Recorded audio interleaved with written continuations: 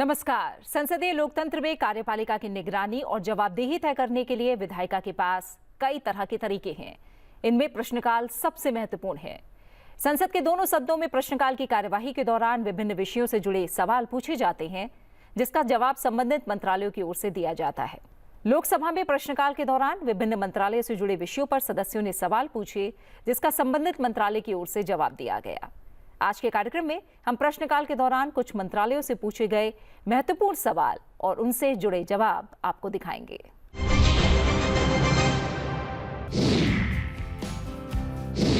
आज के कार्यक्रम का पहला सवाल जुड़ा है युवाओं के लिए जापानी भाषा के प्रशिक्षण से। इस सवाल को पूछा है लोकसभा सांसद सुरेश कुमार शेटकर ने। उन्होंने कौशल विकास और उद्यमशीलता मंत्रालय से पूछा कि क्या सरकार रोजगार के अवसर पैदा करने के लिए बहुआयामी कौशल विकास प्रयास के रूप में युवाओं के लिए जापानी भाषा के प्रशिक्षण को शामिल करने पर विचार कर रही है। अगर हाँ, तो इसकी वर्तमान स्थिति सहित ब्यौरा क्या है। जापान की तेजी से बढ़ती अर्थव्यवस्था में श्रमिकों की भारी कमी का हवाला देते हुए उन्होंने पूछा कि क्या सरकार की कुशल लोगों के लिए जापानी भाषा से संबंधित व्यापक प्रशिक्षण की योजना है। अगर हाँ, तो ब्यौरा क्या है और इस संबंध में क्या कदम उठाए गए हैं और अब तक क्या प्रगति हासिल हुई है। इस सवाल का जवाब कौशल विकास और उद्यमशीलता राज्य मंत्री जयंत चौधरी ने दिया। उन्होंने बताया कि भारत सरकार युवाओं के लिए रोजगार के अवसरों के सृजन के लिए अपनी बहुआयामी कौशल विकास कार्यनीति के एक भाग के रूप में जापानी भाषा प्रशिक्षण को शामिल करने के लिए विभिन्न प्रयास कर रही है। भारत सरकार ने भारत और जापान के बीच आर्थिक संबंधों और लोगों के बीच आदान प्रदान को मजबूत करने के सबसे कुशल तरीकों में से एक के रूप में जापानी भाषा शिक्षा पर विशेष महत्व दिया है। परिणाम स्वरूप भारत में जापानी भाषा शिक्षा के क्षेत्र में सहयोग ज्ञापन पर 2017 में हस्ताक्षर किए गए और 2023 में इसे नवीनीकृत किया गया, जिसका उद्देश्य शिक्षकों को प्रशिक्षित करना है, जो बदले में कार्यबल सहित अधिक लोगों को प्रशिक्षित कर सकते हैं और देश के विभिन्न हिस्सों में जापानी भाषा के नए पाठ्यक्रम की शुरुआत कर सकते हैं। जापान फाउंडेशन द्वारा अब तक एमओसी के अंतर्गत कुल 850 शिक्षकों और 360 घंटे तक का प्रशिक्षण दिया गया है, जो एमओसी के अंतर्गत कार्यान्वयन एजेंसी है। विदेश मंत्रालय के पास उपलब्ध अनुमान के अनुसार भारत में 300 से अधिक निजी संचालित जापानी भाषा प्रशिक्षण संस्थान हैं। जापानी भाषा प्रशिक्षण प्रयासों को गति देने के अपने प्रयास के हिस्से के रूप में विदेश मंत्रालय ने 30 से अधिक विश्वविद्यालयों और संस्थानों से संपर्क किया है और JICA के जापानी भाषा स्वयं सेवक शिक्षकों या एमओसी के तहत प्रशिक्षित शिक्षकों को खोजने या चैनलाइज करने, पाठ्यक्रम के निर्माण और पाठ्यपुस्तकों के चयन उपयोग में संस्थानों को मार्गदर्शन प्रदान करने, शिक्षण पद्धति में शिक्षकों का मार्गदर्शन करने और संस्थानों को मार्गदर्शन प्रदान करने और 18 संस्थानों में जापानी भाषा के प्रचार में जापानी कंपनियों के CSR समर्थन को जोड़ने में सुविधा प्रदान की है। भारतीय प्रशिक्षुओं की जापान में आवाजाही के लिए 2017 में भारत के कौशल विकास और उद्यमशीलता मंत्रालय और जापान के न्याय मंत्रालय, विदेश मंत्रालय और स्वास्थ्य, श्रम और कल्याण मंत्रालय के बीच तकनीकी इंटर्न ट्रेनी प्रोग्राम पर सहयोग ज्ञापन पर हस्ताक्षर किए गए थे। इस एमओसी के तहत जापानी भाषा प्रशिक्षण के साथ ही जापानी जीवन शैली, संस्कृति, शिष्टाचार और प्रासंगिक डोमेन में प्रशिक्षण 3 से 5 वर्ष की अवधि के लिए जापान में शिक्षुता के लिए उम्मीदवारों को प्रदान किया जाता है। इसके अलावा जापान में भारतीय कुशल श्रमिकों के रोजगार के लिए 2021 में भारत के विदेश मंत्रालय और जापान की आप्रवासन सेवा एजेंसी के बीच निर्दिष्ट कौशल श्रमिकों के लिए सहयोग ज्ञापन पर हस्ताक्षर किए गए। इसी तरह शिक्षुता और रोजगार के लिए जापानी भाषा प्रशिक्षण TITP और SSW दोनों का एक मुख्य घटक है।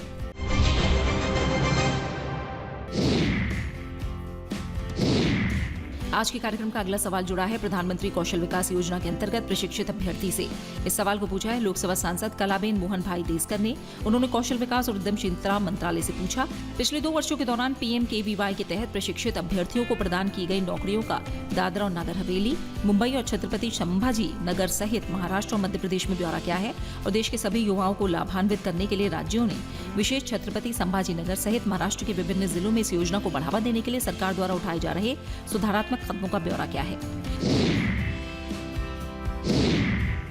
इस सवाल का जवाब कौशल विकास और उद्यमशीलता राज्य मंत्री जयंत चौधरी ने दिया। उन्होंने बताया कि स्कीम के पहले 3 चरणों में अल्पावधि प्रशिक्षण घटक में नियोजन को ट्रैक किया गया था, जो कि PMKVY 1, PMKVY 2 और PMKVY 3 है, जिसे वित्त वर्ष 2015-16 से वित्त वर्ष 2021-22 तक कार्यान्वित किया गया। PMKVY 4 के तहत हमारे प्रशिक्षित उम्मीदवारों को अपने विविध करियर पथ चुनने के लिए सशक्त बनाने पर ध्यान केंद्रित किया गया था और वो इसके लिए उपयुक्त रूप से उन्मुख हैं। इसके अलावा स्किल इंडिया डिजिटल हब जैसे विभिन्न IT उपकरण भी अवसर प्रदान करते हैं। PMKVY स्कीम छत्रपति संभाजी नगर को कवर करते हुए महाराष्ट्र राज्य सहित पूरे देश में लागू की गई है। MSDE ने टेलीविजन, रेडियो, प्रिंट और डिजिटल प्लेटफॉर्म पर व्यापक मल्टीमीडिया अभियानों के माध्यम से प्रधानमंत्री कौशल विकास योजना के तहत उपलब्ध पाठ्यक्रमों के बारे में महाराष्ट्र राज्य सहित सभी राज्यों को कवर करते हुए भारत के नागरिकों को सूचित करने के लिए विभिन्न जागरूकता अभियान और प्रचार गतिविधियां स्थानीय, क्षेत्रीय और राष्ट्रीय मीडिया के साथ आवधिक media briefing, social media platform पर सक्रिय भागीदारी और सामुदायिक सहभागिता पहल शुरू की है।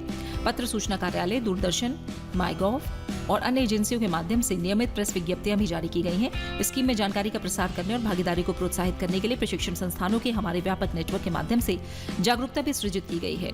MSDE के डिजिटल पहल स्किल इंडिया डिजिटल हब का उपयोग करके नागरिक PMKVY पाठ्यक्रमों के बारे में विस्तृत जानकारी प्राप्त कर सकते हैं। प्रशिक्षण कार्यक्रमों में नामांकन करा सकते हैं और उन निकटतम केंद्रों का पता लगा सकते हैं जहां ये स्कीम चल रही है।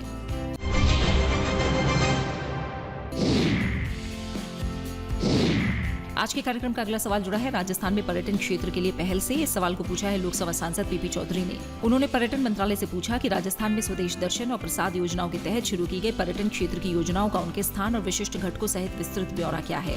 क्या राजस्थान में पाली जिले या आसपास के किसी भी स्थल को चुनौती आधारित स्थल विकास योजना के तहत चुना गया है? अगर हाँ, तो इसका ब्यौरा क्या है? राजस्थान में विशेष रूप से पाली जैसे अल्पज्ञात स्थलों पर पर्यटकों को अपने बजट का 5 से 10% स्थानीय वस्तुओं पर खर्च करने के लिए प्रोत्साहित करने के लिए योजनाबद्ध विशिष्ट उपायों का ब्यौरा क्या है? और चलो इंडिया ग्लोबल डायस्पोरा कैंपेन के माध्यम से राजस्थानी प्रवासियों को शामिल करने के लिए क्या कार्यनीतियां हैं? और इस पहल के माध्यम से राजस्थान में अंतर्राष्ट्रीय पर्यटकों की संख्या बढ़ाने के लिए क्या लक्ष्य निर्धारित किए गए हैं? इस सवाल का जवाब पर्यटन मंत्री गजेंद्र सिंह शेखावत ने दिया। उन्होंने बताया कि पर्यटन गंतव्यों और उत्पादों का विकास और संवर्धन मुख्य रूप से संबंधित राज्य सरकार, संघ राज्य क्षेत्र प्रशासन द्वारा किया जाता है। पर्यटन मंत्रालय स्वदेश दर्शन और 30 स्थल जीर्णोद्धार और आध्यात्मिक विरासत संवर्धन अभियान नामक अपनी केंद्रीय क्षेत्र की योजनाओं के माध्यम से योजना दिशा निर्देशों के साथ समन्वय, निधियों की उपलब्धता आदि के तहत राज्य सरकारों, संघ राज्य क्षेत्र प्रशासनों को वित्तीय सहायता प्रदान करके पर्यटन अवसंरचना विकास के प्रयासों को संपूर्णित करता है। पर्यटन मंत्रालय ने स्वदेश दर्शन योजना की चुनौती आधारित गंतव्य विकास नामक उप योजना के अंतर्गत देश में 42 गंतव्यों को चिन्हित किया है, जिसमें राजस्थान का कोई गंतव्य शामिल नहीं है। हालांकि मंत्रालय ने स्वदेश दर्शन 2.0 के तहत बूंदी और जोधपुर को चिन्हित किया है और 17 करोड़ 37 लाख रुपए की राशि की आध्यात्मिक एक्सपीरियंस केशोरायपाटन नाम की परियोजना को मंजूरी दी है। पर्यटन मंत्रालय अपने सतत प्रयास के भाग के रूप में संवर्धनात्मक कार्यकलापों, कार्यक्रमों, वेबसाइट, सोशल मीडिया पर प्रचार प्रसार के माध्यम से राजस्थान सहित देश के विभिन्न पर्यटन गंतव्यों और उत्पादों का संवर्धन करता है। ऐसे संवर्धनों में कला और शिल्प, व्यंजन, संस्कृति जैसे विविध पर्यटन उत्पादों के साथ ही अल्पज्ञात गंतव्यों का प्रचार भी शामिल है। चलो इंडिया अभियान का उद्देश्य प्रवासी भारतीयों को अतुल्य भारत का सक्षम दूत बनाना है। इस अभियान के तहत विदेशी पर्यटकों के लिए निःशुल्क 1 लाख पर्यटक वीजा देने की घोषणा की गई है। चलो इंडिया पोर्टल के द्वारा राजस्थानी प्रवासी सहित प्रत्येक प्रवासी सदस्य अपना नाम दर्ज करके एक रेफरल कोड प्राप्त कर सकते हैं, जिससे वो निःशुल्क वीजा दिलाने के लिए अपने गैर भारतीय मित्रों के साथ साझा कर सकते हैं। निःशुल्क पर्यटक वीजा जारी करने की सीमा चालू वित्तीय वर्ष के अंत तक ही निर्धारित की गई है।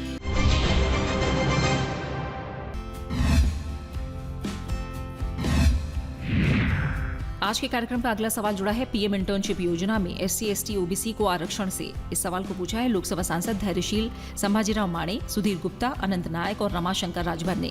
इन सांसदों ने कॉर्पोरेट कार्य मंत्रालय से पूछा कि सरकार द्वारा शुरू की गई PMIS यानी PM इंटर्नशिप योजना की मुख्य विशेषताएं क्या हैं? PMIS के तहत सरकार द्वारा निर्धारित पात्रता मानदंडों का ब्यौरा क्या है? इसके तहत शामिल छात्रों की कुल संख्या कितनी है जिनके लाभान्वित होने की संभावना है? क्या सरकार ने PMIS के तहत अनुसूचित जाति, अनुसूचित जनजाति और अन्य पिछड़ा वर्ग के छात्रों के लिए आरक्षण का कोई प्रावधान किया है? अगर हाँ, तो इसका ब्यौरा क्या है? और प्रायोगिक परियोजना पर कुल कितनी राशि व्यय होने की संभावना है? इस सवाल का जवाब कॉर्पोरेट कार्य मंत्रालय में राज्य मंत्री हर्ष मल्होत्रा ने दिया। उन्होंने बताया कि बजट 2024-25 में प्रधानमंत्री इंटर्नशिप योजना की घोषणा की गई थी। इसका उद्देश्य 5 वर्ष में शीर्ष 500 कंपनियों में 1 करोड़ युवाओं को इंटर्नशिप के अवसर प्रदान करना है। इस योजना की शुरुआत के रूप में वित्तीय वर्ष 2024-25 के लिए 1.25 लाख इंटर्नशिप अवसर प्रदान करने के लक्षित योजना का एक पायलट प्रोजेक्ट 3 अक्टूबर 2024 को शुरू किया गया है। प्रधानमंत्री इंटर्नशिप योजना प्रायोगिक परियोजना के तहत सरकार द्वारा निर्धारित मुख्य विशेषताओं और पात्रता मानदंडों से संबंधित दिशा निर्देश पोर्टल pminternship.mca.gov.in पर उपलब्ध है। युवाओं के पंजीकरण के लिए पोर्टल 12 अक्टूबर 2024 से 15 नवंबर 2024 तक खोला गया था।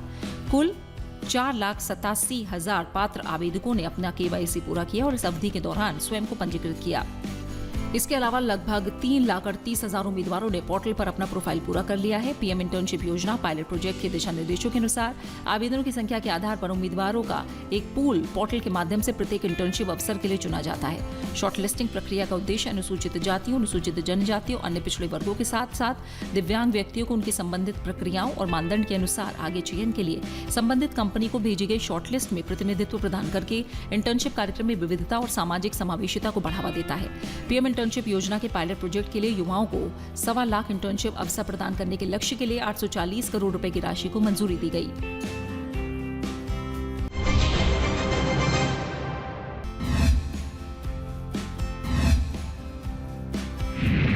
आज के कार्यक्रम का अगला सवाल जुड़ा है भारतीय संरक्षण अध्येता कार्यक्रम से। इस सवाल को पूछा है लोकसभा सांसद डॉक्टर श्रीकांत एकनाथ शिंदे, नरेश गणपत महस्के और शांभवी ने। इन सांसदों ने संस्कृति मंत्रालय से पूछा कि क्या सरकार ने ग्रामीण और पारंपरिक क्षेत्रों में सांस्कृतिक परंपरा और साहित्य को बढ़ावा देने के कोई उपाय किए हैं। अगर हाँ तो इनका ब्यौरा क्या है। भारतीय संरक्षण अध्येता कार्यक्रम का ब्यौरा क्या है। अब शास्त्रीय भाषा के रूप में मान्यता प्राप्त प्रत्येक भाषा के भाषाई और सांस्कृतिक महत्व का ब्यौरा क्या है और इन भाषाओं में प्राचीन ग्रंथों के दस्तावेजीकरण और डिजिटलीकरण को सुनिश्चित करने के लिए क्या विशिष्ट उपाय किए गए हैं। इस सवाल का जवाब संस्कृति और पर्यटन मंत्री गजेंद्र सिंह शेखावत ने दिया। उन्होंने बताया कि भारत सरकार पूरे देश में भारतीय संस्कृति और साहित्य को सक्रिय रूप से बढ़ावा देती है। संस्कृति मंत्रालय अपने स्वायत्त निकायों के माध्यम से ग्रामीण और पारंपरिक क्षेत्रों में सांस्कृतिक परंपरा और साहित्य को बढ़ावा देने के लिए विभिन्न उपाय किए गए हैं। साहित्य अकादमी 24 मान्यता प्राप्त भाषाओं में भारतीय साहित्य को बढ़ावा देने में महत्वपूर्ण भूमिका निभाती है। साहित्य अकादमी ने अपने नियमित कार्यक्रमों और प्रकाशनों के अलावा साहित्यिक जागरूकता और प्रतिभा को बढ़ावा देने के लिए परियोजनाओं और स्कीमें आरंभ की हैं, विशेषकर ग्रामीण और पारंपरिक क्षेत्रों में। इनमें से एक भारत श्रेष्ठ भारत और ग्रामालोक श्रृंखला उल्लेखनीय है। इंदिरा गांधी राष्ट्रीय कला केंद्र सांस्कृतिक परिरक्षण और क्षेत्रीय भाषाओं के प्रलेखन, संवर्धन, मंच कलाओं को बढ़ावा देने और पारंपरिक कला रूपों के विकास पर ध्यान केंद्रित करता है। सांस्कृतिक स्रोत और प्रशिक्षण केंद्र ग्रामीण और पारंपरिक क्षेत्रों में सांस्कृतिक परंपरा और साहित्य को बढ़ावा देने के लिए सांस्कृतिक प्रतिभा खोज छात्रवृत्ति स्कीम, विभिन्न सांस्कृतिक क्षेत्रों में युवा कलाकारों को छात्रवृत्ति प्रदान करना स्कीम, संस्कृति के क्षेत्र में उत्कृष्ट व्यक्तियों को छात्रवृत्ति प्रदान करने के लिए छात्रवृत्ति स्कीम जैसी छात्रवृत्ति और अध्येता वृत्ति स्कीमें कार्यान्वित करता है। संस्कृति मंत्रालय द्वारा मेट्रोपॉलिटन म्यूजियम ऑफ आर्ट, न्यूयॉर्क York Stichting Restauratie Atelier Limburg, Maastricht, Netherlands के सहयोग से भारतीय संरक्षण फेलोशिप प्रारंभिक कार्यक्रम की शुरुआत की गई। संस्कृति मंत्रालय, भारत सरकार और metropolitan Museum of Art, New York के बीच 19 मार्च 2013 को 2 वर्ष की अवधि के लिए सहमति ज्ञापन पर हस्ताक्षर किए गए थे। संस्कृति मंत्रालय और metropolitan Museum of Art, New York के बीच 2016 से 2021 तक की अवधि के लिए भारतीय संरक्षण फेलोशिप कार्यक्रम की शुरुआत करने के लिए समझौता ज्ञापन पर हस्ताक्षर हुए। संस्कृति मंत्रालय द्वारा इसकी शुरुआत मेट्रोपॉलिटन म्यूजियम ऑफ आर्ट, न्यूयॉर्क York Stichting Restauratie Atelier Limburg, Maastricht, Netherlands, the Royal Institute for Cultural Heritage Brussels और the Freer Gallery of Art and Arthur M Sackler Gallery Mellon Foundation की सहायता से the Smithsonian Museum of Asian Art, Washington DC के समन्वय में की जानी थी। इस अध्येता वृत्ति का उद्देश्य सहभागियों को अपनी गृह संस्थाओं के संग्रहों की बेहतर देखरेख के लिए कौशल प्रदान करना और क्षेत्र विशेष के व्यवसायिकों से अंतर्राष्ट्रीय संबंधों सहित भारत में बृहत्तर और अधिक सुदृढ़ संरक्षण समुदाय स्थापित करना था। अब तक भारत के 36 संरक्षकों को ICFP फेलोशिप प्राप्त हुई है। भारत सरकार ने 11 भाषाओं को प्राचीन भाषाओं के रूप में मान्यता प्रदान की है, जिनमें तमिल, तेलुगु, संस्कृत, कन्नड़, मलयालम, उड़िया, मराठी, पाली, प्राकृत, असमिया और बांग्ला शामिल हैं। इनमें से प्रत्येक भाषा का कम से कम 1500 वर्ष पुराना इतिहास है, जो समृद्ध सांस्कृतिक और धरोहर का प्रतिनिधित्व करती हैं। ये अपनी संबंधित समुदाय और क्षेत्रों के अनूठेपन को दर्शाती हैं। इन भाषाओं में प्राचीन साहित्य और ग्रंथों का विशाल संग्रह सम्मिलित है, जिन्हें इन भाषाओं को बोलने वाली कई पीढ़ियों द्वारा मूल्यवान धरोहर माना जाता है। इनमें विशेषकर गद्य के साथ साथ काव्य सहित ज्ञान संबंधी पाठ, पुरालेख्य और उत्कीर्णित प्रमाण भी मौजूद हैं, जो उनके ऐतिहासिक और सांस्कृतिक महत्व को प्रदर्शित करते हैं। इंदिरा गांधी राष्ट्रीय कला केंद्र ने क्षेत्रीय भाषाओं, पारंपरिक कला रूपों और मंच कलाओं के लिए डिजिटल अभिलेखागार सृजित किए हैं। डिजिटल संग्रहालय क्षेत्रीय कला और संस्कृति को प्रदर्शित करने के लिए सृजित किए गए हैं और IGNCA के कल्चरल इन्फॉर्मेटिक लैब प्रभाग के राष्ट्रीय सांस्कृतिक दृश्य श्रव्य अभिलेखागार के माध्यम से विभिन्न कार्यकलाप किए जाते हैं। संस्कृति मंत्रालय के अधीन राष्ट्रीय पांडुलिपि मिशन भी इन भाषाओं के प्राचीन ग्रंथ के प्रलेखन और डिजिटलीकरण में कार्यरत है।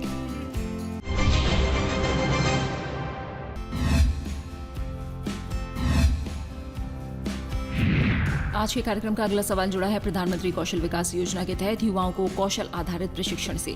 इस सवाल को पूछा है लोकसभा सांसद संजय उत्तमराव देशमुख ने। उन्होंने कौशल विकास और उद्यमशीलता मंत्रालय से पूछा कि क्या प्रधानमंत्री कौशल विकास योजना के तहत युवाओं को कौशल आधारित प्रशिक्षण प्रदान किया जाता है, अगर हाँ तो इसका ब्यौरा क्या है। क्या यवतमाल जिले में ऐसे प्रशिक्षण प्रदान करने के लिए किसी गैर सरकारी संगठन द्वारा कोई प्रस्ताव पेश किया गया है, अगर हाँ तो इसका ब्यौरा क्या है और प्रस्ताव पर सरकार द्वारा अब तक क्या कार्रवाई की गई है। एनजीओ द्वारा प्रस्तुत प्रस्तावों की संख्या कितनी है और कितने प्रस्ताव अनुमोदन के अंतिम चरण में हैं, और क्या यवतमाल जिले में प्रधानमंत्री कौशल विकास योजना के तहत प्रशिक्षण देने के लिए किसी एनजीओ का चयन किया गया है, अगर हाँ तो इसका ब्यौरा क्या है। कौशल विकास और उद्यमशीलता राज्य मंत्री स्वतंत्र प्रभार जयंत चौधरी ने इसका जवाब दिया और उन्होंने बताया कि कौशल विकास और उद्यमशीलता मंत्रालय 2015 से अपनी प्रमुख स्कीम प्रधानमंत्री कौशल विकास योजना को कार्यान्वित कर रहा है। पीएमकेवीवाई के तहत देश भर में युवाओं को अल्पावधि प्रशिक्षण और पूर्व शिक्षण मान्यता, पुनर्कौशलीकरण और कौशलोन्नयन के माध्यम से कौशल प्रशिक्षण दिया जाता है। पीएमकेवीवाई 4 के तहत प्रशिक्षण और शैक्षणिक संस्थानों, उद्योग और उद्योग संघों, केंद्र और राज्य सरकार के संस्थानों में मान्यता प्राप्त और संबद्ध प्रशिक्षण केंद्रों के माध्यम से आयोजित किया जा रहा है। इसके अलावा आदिवासी, आकांक्षी और पूर्वोत्तर जिलों में एक जिला एक उत्पाद के आधार पर कौशल मांग को पूरा करने के लिए प्रशिक्षण देने के लिए समुदाय आधारित संगठनों को लगाया गया है। वर्तमान वित्त वर्ष 2024-25 में केवल एक एनजीओ ने पीएमकेवीवाई 4 के तहत यवतमाल जिले में कौशल प्रशिक्षण प्रदान करने के लिए प्रस्ताव प्रस्तुत किया है।